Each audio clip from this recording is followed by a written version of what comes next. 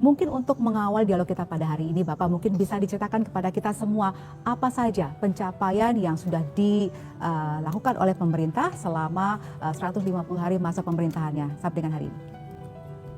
150 hari pemerintahan yang saya pimpin, sebenarnya boleh saya katakan ya, dengan apa adanya bahwa saya mempunyai suatu katakanlah keberuntungan bahwa masa antara saya ditetapkan oleh KPU sebagai pemenang pemilihan presiden dan saat saya dilantik cukup lama. Kalau nggak salah ya 6 bulan kalau nggak salah. Nah 6 bulan itu saya manfaatkan benar-benar untuk persiapan. Saya kumpulin beberapa pakar, inti saya diskusi. Tentunya kita sudah punya program, kita punya strategi yang sudah kita umumkan, ya kan. Tapi kuncinya adalah bagaimana strategi yang kita sudah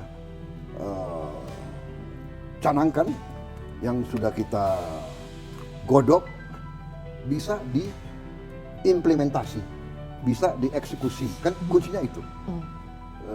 Gagasan yang terbaik, cita-cita yang terhebat, kuncinya adalah bagaimana eksekusi, bagaimana mewujudkan, bagaimana deliver. Karena itu 6 bulan itu saya manfaatkan. Bisa dikatakan saya waktu itu sudah nggak ada waktu istirahat juga. Memang tidak di cover oleh wartawan, media, tapi kita kerja terus. Sehingga, dan saya di sini saya harus akui juga, saya sangat dibantu oleh pendahulu saya, oleh Presiden Joko Widodo masa itu. Dia sangat membantu saya, sehingga sesudah saya dinyatakan presiden terpilih, bukan presiden yang belum dilantik, tapi sudah, saya diajak hampir semua pertemuan kabinet yang bukan bidang saya. Kan saya waktu itu Menteri Pertahanan, tapi saya sudah diikutkan masalah pertanian, masalah ekonomi, masalah keuangan. Jadi saya merasa saya benar-benar memiliki waktu persiapan yang cukup. Nah, waktu kita mulai, ya sudah, kita sudah mengerti apa yang harus dilaksanakan, execute. Jadi sebagaimana sudah diketahui dan sudah bertahun-tahun saya merasa bahwa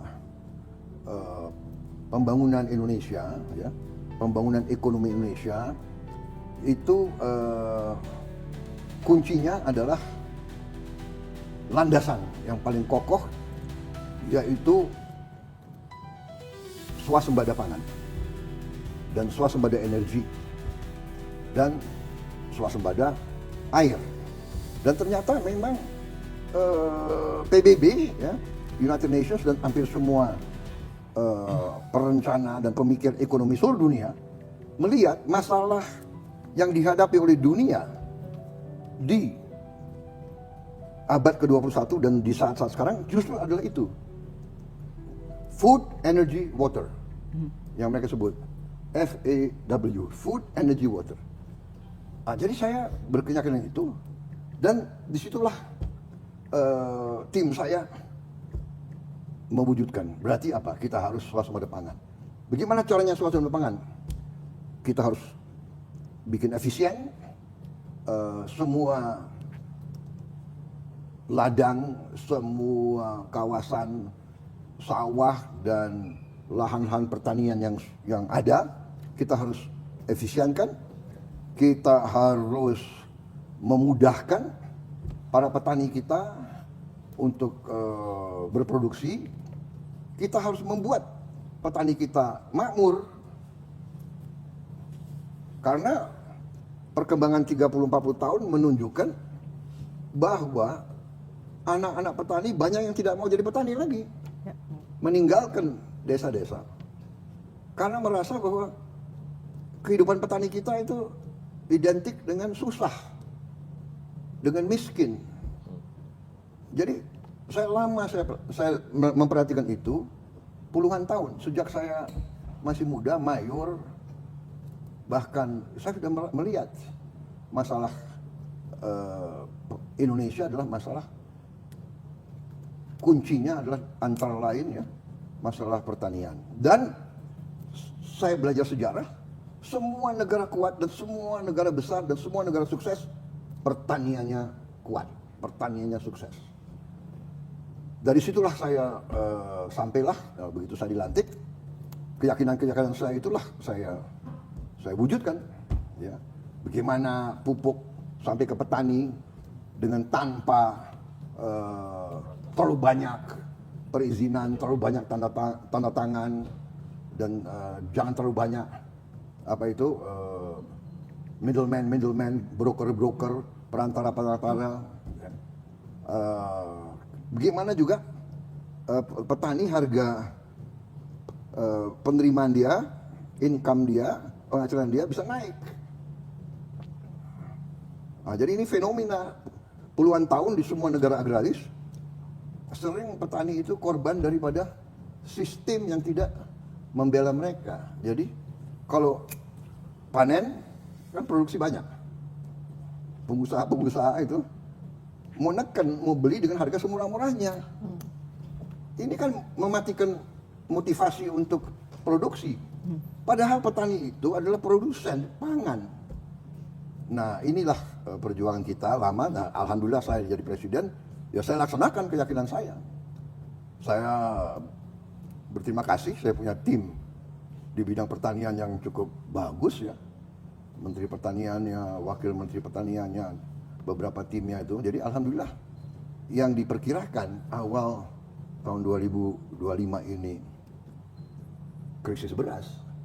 Ya. Alhamdulillah kita berhasil mengatasi.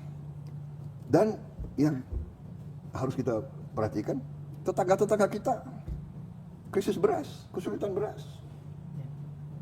Itu satu. Jadi apa yang kita capai dalam 150 hari sebenarnya sangat banyak. Saya sendiri juga kaget. Terus terang aja ya, dengan kecepatan, dengan hasil-hasil yang kita lakukan.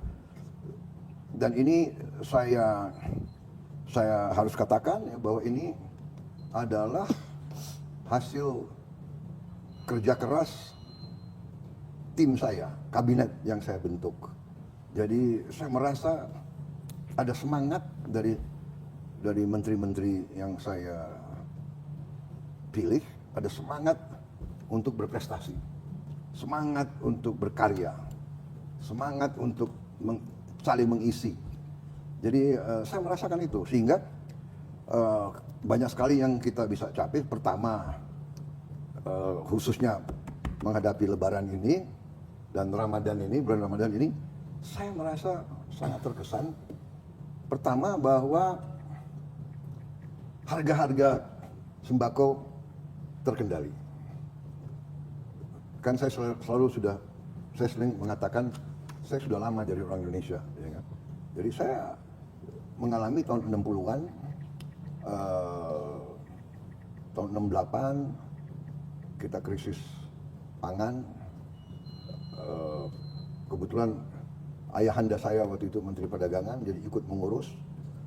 Jadi saya besar di kondisi itu, dan selalu urusannya adalah harga beras, harga gula, minyak goreng, daging, telur, dan sebagainya.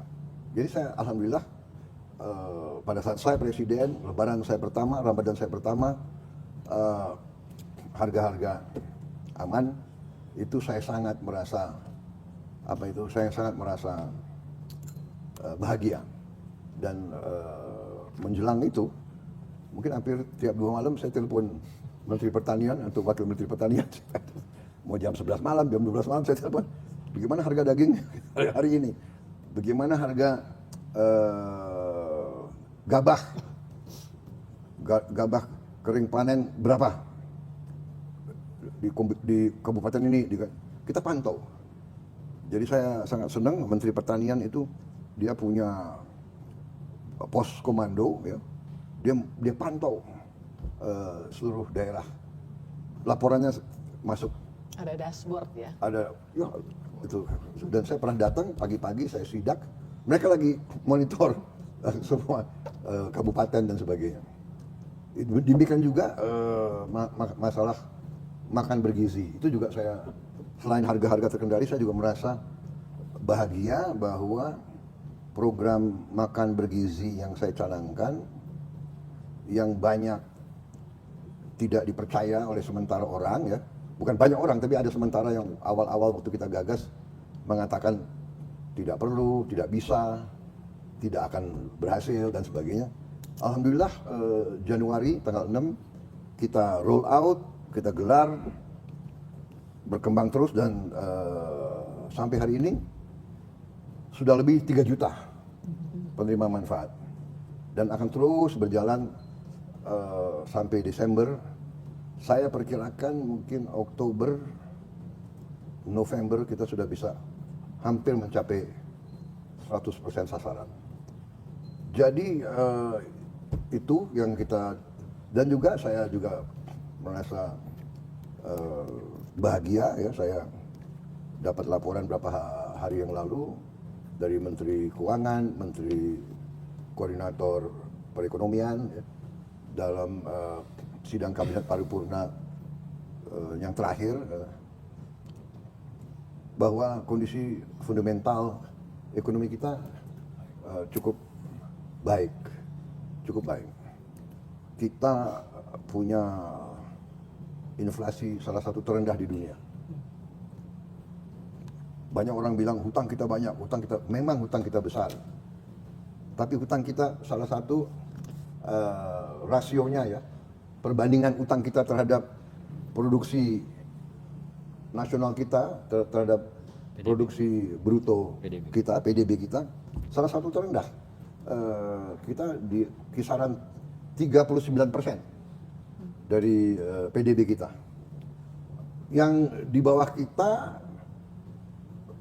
Vietnam, Switzerland, Arab Saudi, Turki, dan Rusia. Tapi coba lihat, banyak negara yang, Malaysia jauh di atas kita, 68%. Singapura 175%. Ya kan? Jadi ini yang harus kita sadari. Our economy is doing well.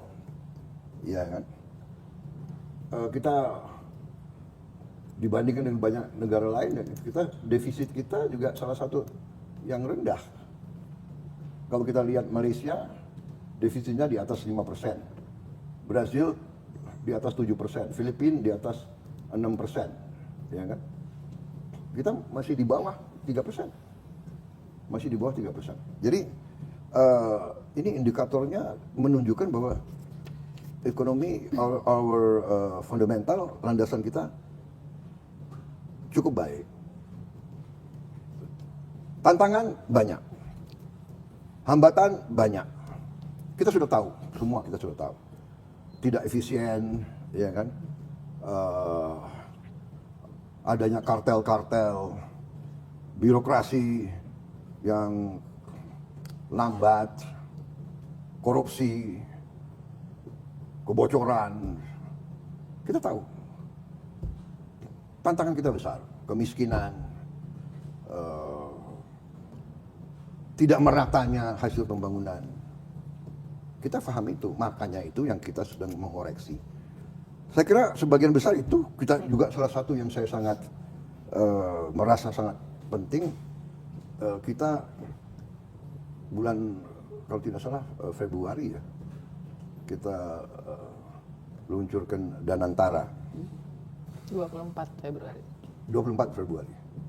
Kita luncurkan Danantara ya, suatu dana investasi, bisa dikatakan sovereign wealth fund, bisa dikatakan investment fund, yang merupakan suatu konsolidasi dari aset-aset yang dimiliki oleh pemerintah Indonesia. Aset-asetnya kita konsolidasi dalam manajemen yang transparan dengan international standards, dan ternyata kekayaan kita cukup luar biasa. Kekayaan kita aset under management kita itu 82 miliar dolar. Mengagetkan semua pihak. Mengagetkan juga kita sendiri sebetulnya. Kemudian overnight katakanlah, walaupun kita agak terlambat ya, Norway tahun 1990, Abu Dhabi 1976 dia bikin. Kemudian Singapura cukup 1981, Temasek mungkin lebih 1974 mungkin. Kita agak terakhir, tapi kita ya oke, kita sekarang sudah ada di situ ya. Banyak yang meragukan kita, tapi banyak juga dari luar negeri yang memuji kita. Saya dihubungi banyak pimpinan pemerintahan dari luar negeri, nelpon dan sebagainya, mengatakan ini nanti salah satu tonggak keberhasilan saudara sebagai Presiden Republik Indonesia. Suatu saat sejarah mencatat bahwa saudara lah yang mewujudkan cita-cita ini. Cita-cita ini sudah lama. Saya kira sudah lama. Karena saya pun terinspirasi ini sekali lagi oleh almarhum ayahanda saya. Seorang waktu itu dia ekonom, dia profesor ekonomi, dia waktu itu menteri, penasihatnya Presiden Soeharto. Bolak-balik, ya kadang-kadang saya di meja makan, beliau cerita aja kan. Beliau pulang dari ketemu presiden, berusaha yakinkan presiden untuk membentuk dana terpusat ini. Hanya waktu itu tidak disetujui begitu. Jadi beliau ya cerita ke saya mendengarkan rupanya sekian puluh tahun. Jadi saya yang bisa bisa wujudkan. Padahal ini cita-cita banyak. Saya tahu pemerintah Pak Joko Widodo pun punya niat seperti ini. Jadi saya sebetulnya tinggal meneruskan.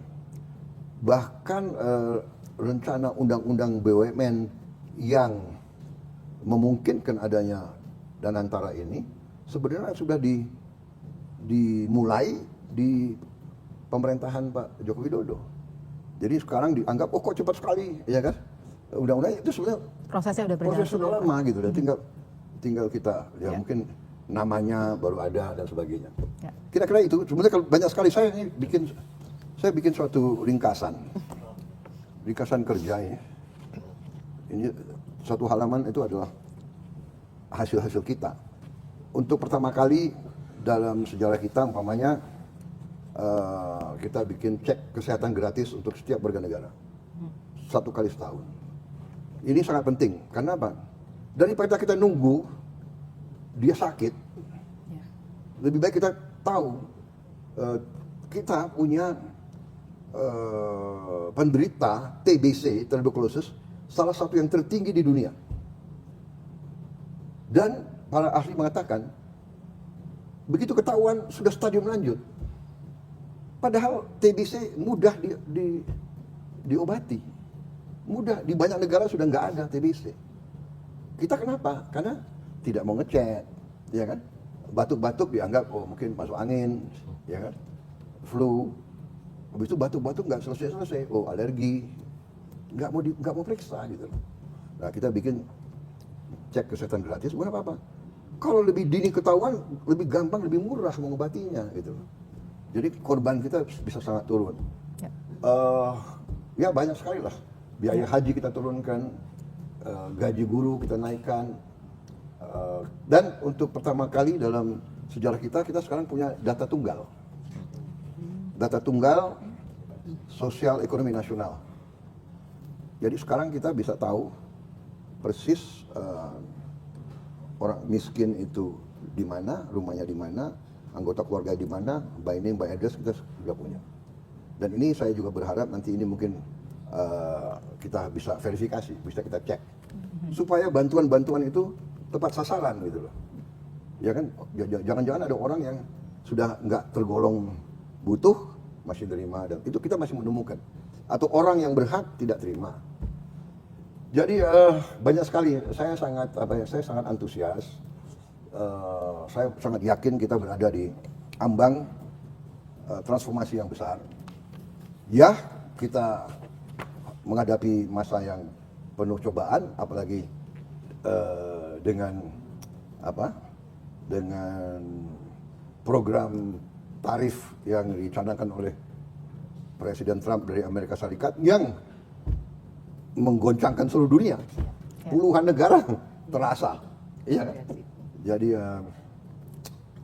begitu kira-kira. Banyak Mbak tantangan Polina, tapi sebagai tetap pembukaan, optimis ya Pak ya. Hah? Kenapa? Banyak tantangan tapi optimis tetap ya Pak ya. Kalau Oke. saya optimis, tapi saya juga harus menyampaikan ke seluruh masyarakat bahwa kita harus tabah, kita harus kuat, banyak tantangan, ya kan. Negara kita punya resources sangat besar, sesungguhnya kita sangat kaya, tapi adalah fenomena alam manusia, fenomena alam dunia, bahwa yang kaya pasti selalu akan diganggu. Jadi ada filosofi dari Tiongkok kuno ya, kalau kaya harus kuat, kalau tidak kuat ya kekayaan akan dirampok. It's as simple as that. Ya. Kalau nggak salah bahasa Tiongkoknya Fu Jian. Jadi kalau kaya harus kuat. Baik. Terima kasih Silakan. Bapak Ya, sudah saya bicara mengawali terlalu banyak ya. dialog ini. Gak apa-apa, kita jadi tahu. Karena Akhirnya, memang masalahnya banyak. Mudah-mudahan nanti Fu ekstranya Jian. juga lumayan. Fu Jian. oh ini dia ya, rich, strong, kaya, kuat. Oke,